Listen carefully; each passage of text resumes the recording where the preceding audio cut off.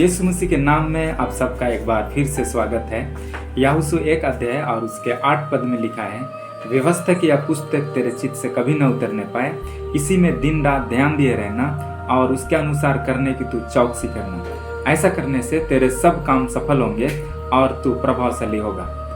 यह वचन परमेश्वर ने यहोशू से कहा जब यहोशू भय में था, जब वो निराशा में था, जब परमेश्वर ने मूसा की मृत्यु के बाद यहोशू को अगला लीडर बनाना चाहा। यहोशू इस पद को लेने के लिए अपने आप को तैयार नहीं कर पा रहा था, वो अपने आप को लायक नहीं समझ पा रहा था और वो भय में था, क्योंकि मूसा जब इजरायलियों का अगुवाई करता था तो उनके जीवन में बहुत सारी चुनौतियां आती थी और ये लीडरशिप करना बहुत बड़ा काम था, बहुत कठिन काम था और इसलिए ही यहोशू भय में था। और परमेश्वर यहोशू से बात किया, उनको इनकरेज किया और उनको ये वचन कहा कि व्यवस्था की यह पुस्तक तेरे चित्त से कभी न उतरने पाए, इसी में दिन रात ध्यान दिए रहना और उसके अनुसार करने की तू चौकसी करना। ऐसा करने से तेरे सब काम सफल होंगे और तू प्रभावशाली होगा। इस पद में एक कीवर्ड सफलता, जिसको हम लेकर के चल रहे हैं। पिछले अध्ययन से हमने इस टॉपिक को शुरू किया है, जो ईश्वरीय सफलता है, जिसे हम आत्मिक सफलता कह सकते हैं। और ये सफलता जो है व्यवस्था की पुस्तक के द्वारा है। व्यवस्था की पुस्तक ही सफलता का राज है। व्यवस्था की पुस्तक में सफलता छिपा हुआ है और इसलिए जब हम इस पुस्तक को अर्थात बाइबल को जब हम पढ़ते हैं तो अपनी सफलता के विषय में हम पढ़ते हैं, इसके बारे में हम जानते हैं। लेकिन बाइबल में जो वर्णित सफलता है वो संसार की सफलता से हट करके है। जब सफलता शब्द आता है तो इस शब्द को लोग अलग अलग तरीका से परिभाषित करने का कोशिश करते हैं। सबका अलग अलग सोचने का ढंग है, जीने का ढंग है और उसी तरीका से लोग सफलता को परिभाषित करने का कोशिश करते हैं। लेकिन बाइबल जिस सफलता के विषय में बात करता है वो संसार की सफलता से हट करके है और इसलिए जब हम इस शब्द को या इस विषय को हम जब अध्ययन करते हैं तो हमें सबसे पहले सफलता जो कि आत्मिक सफलता है, ईश्वरीय सफलता है, इस सफलता को संसार की सफलता के साथ अंतर हमें समझना पड़ेगा। और इसलिए मैं आपके बीच में दो सफलता को लेकर के आता हूँ। एक है ईश्वरीय सफलता और दूसरा है संसार की सफलता। क्योंकि आज जब हम दुनिया की ओर अपनी नज़रें उठाते हैं तो लोग सफलता सफलता करके कहते हैं और उनका जो सोचने का ढंग है, उनका जो परिभाषित करने का जो पहलू है वो बिल्कुल अलग है। और इसलिए सबसे पहले हम दोनों सफलता के बीच में अंतर को समझेंगे। पहला जो अंतर है, सांसारिक सफलता धन दौलत पर आधारित है। संसार की जो सफलता है वो सुंदरता पर आधारित है। जितने भी बाहरी चीजें हैं उन सारी चीजों पर संसार की सफलता आधारित है।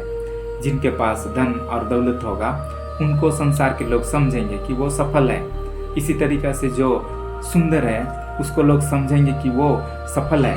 इसी तरीका से जितने भी बाहरी चीजें हैं उन सारी चीजों के द्वारा ही लोग उनको जज करेंगे और कहेंगे कि ये व्यक्ति सफल है।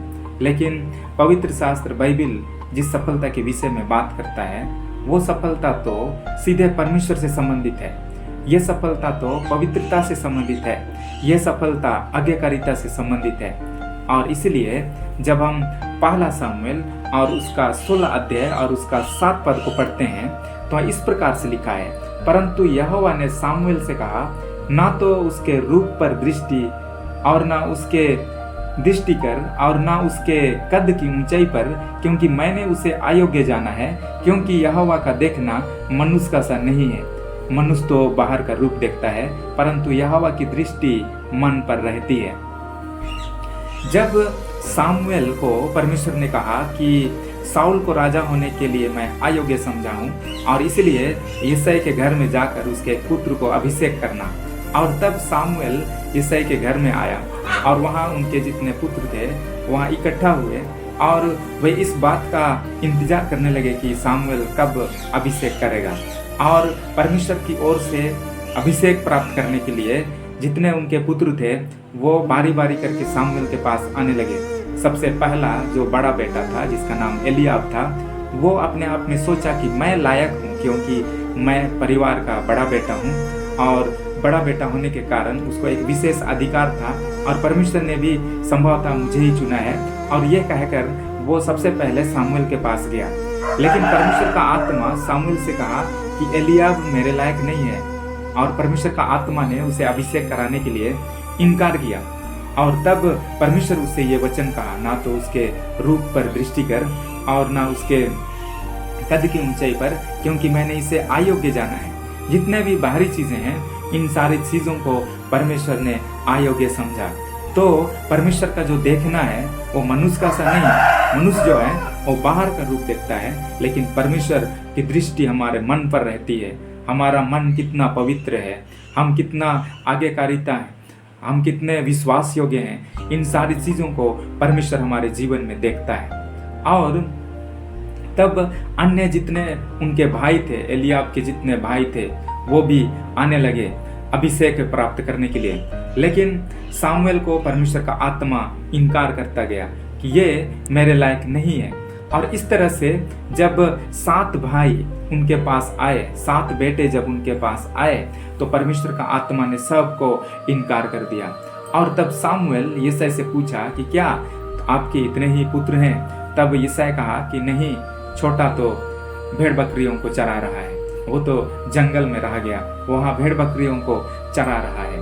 और तब यिशै ने कहा, सामुएल ने यिशै से कहा कि जो छोटा पुत्र है दाऊद, उसको बुला लाओ, क्योंकि परमेश्वर कहता है कि मैं उसे अभिषेक करूं। और तब दाऊद को बुलाया गया और उसे अपने भाइयों के मध्य में अभिषेक किया गया। तो सामुएल जब यिशै के घर में आया तो जितने यिशै के पुत्र थे वे सब जो अपने आप को लायक समझते थे, जिनके पास जॉब था, जिनके पास अच्छा पोजीशन था, जो अपने आप को लायक समझते थे, लेकिन परमेश्वर का आत्मा ने उन सबको तिरस्कृत किया, उनको इनकार किया। और अंत में दाऊद आया, जिनको उनके भाइयों ने बुलाना भी नहीं चाहा कि शायद परमेश्वर इनको अभिषेक कर दे। उन्होंने अपने जीवन में इस बात को सोचा भी नहीं था कि परमेश्वर इस दाऊद को अभिषेक कर सकता है, इस दाऊद को अपना काम के लिए चुन सकता है। और उन्होंने उनको इनकार कर दिया, तिरस्कृत कर दिया।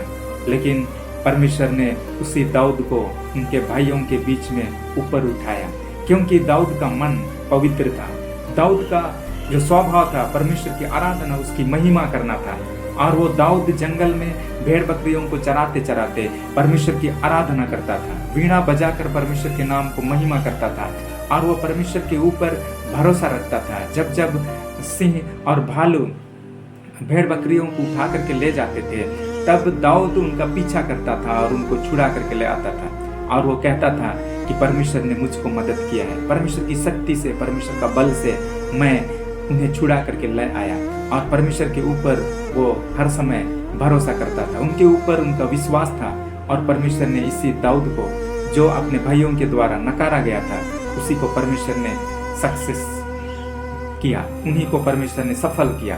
तो संसार का जो सफलता है वो बाहरी रूप में है। संसार का जो सफलता है धन पर आधारित। दूसरा डिफरेंस है, संसार का जो सफलता है उसको प्राप्त करने के लिए आपके पास क्षमता होना चाहिए, आपके पास टैलेंट होना चाहिए, आपके पास मैनेजमेंट स्किल होना चाहिए, आपके साथ एक लोगों का समूह होना चाहिए, और तब आप सफल हो सकते हैं। अगर लोगों का सपोर्ट नहीं मिला, अगर आपके पास क्षमता नहीं है, अगर आपके पास स्किल्स नहीं है, तो आप कुछ चीज़ों में सक्सेस नहीं हो सकते हैं। लेकिन ईश्वरीय सफलता जो है वो कंप्लीटली परमेश्वर के ऊपर भरोसा करने से, परमेश्वर के ऊपर जब हम विश्वास करते हैं, और तब परमेश्वर हमारे जीवन को सक्सेस, सफलता की ओर ले जाता है। और वही तो आत्मिक सफलता है कि हम कितना परमेश्वर के ऊपर विश्वास करते हैं, हम कितना परमेश्वर के ऊपर भरोसा रखते हैं, और उसी पर हमारा आत्मिक सफलता टिका है।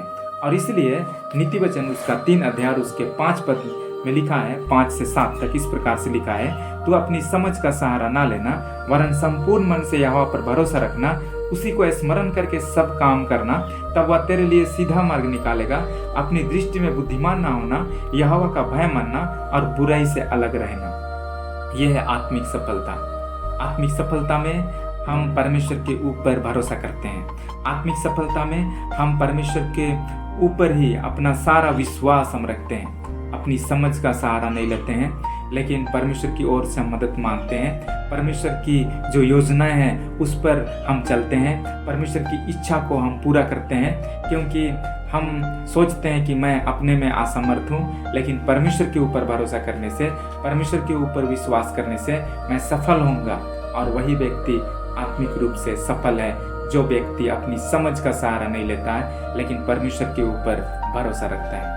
संसार में जितने भी कंपनी हैं, संसार में जितने भी इंस्टीट्यूट हैं, वो ऐसे स्टूडेंट्स को वहाँ लेते हैं जिनके पास क्षमता है, जिनके पास स्किल है, और वही वहाँ सिलेक्टेड होता है। लेकिन जब हम परमेश्वर के पास आते हैं तो परमेश्वर वैसे लोगों को चुनता है जो निर्बुद्धि हैं, जो अपने आप में नालायक हैं, लेकिन उन्हीं को परमेश्वर चुनता है, क्योंकि वे जब परमेश्वर के ऊपर भरोसा करेंगे, वे जब परमेश्वर के ऊपर भरोसा करके आगे बढ़ेंगे, और तब परमेश्वर जब उनको सक्सेस देगा तो उनके द्वारा से परमेश्वर के नाम को महिमा मिलेगी। और इसलिए ऐसे लोगों को परमेश्वर चुनता है। अगर परमेश्वर लायक लोगों को चुनता, अगर परमेश्वर जिनके पास स्किल है उन्हीं को चुनता, तब तो मेरे जैसे लोगों को परमेश्वर नहीं चुन सकता। आपके जैसे शायद नालायक लोगों को परमेश्वर अपनी महिमा के लिए नहीं खड़ा करता। लेकिन आत्मिक सफलता उसी पर डिपेंड है, जो व्यक्ति परमेश्वर के ऊपर भरोसा रखता है, जो व्यक्ति परमेश्वर के ऊपर विश्वास करता है, क्योंकि आत्मिक सफलता कंप्लीटली परमेश्वर के ऊपर विश्वास करने समय मिलता है। अगला एपिसोड में हम अगला अंतर को देखेंगे। परमेश्वर आपको आशीष देने पाए। आमीन।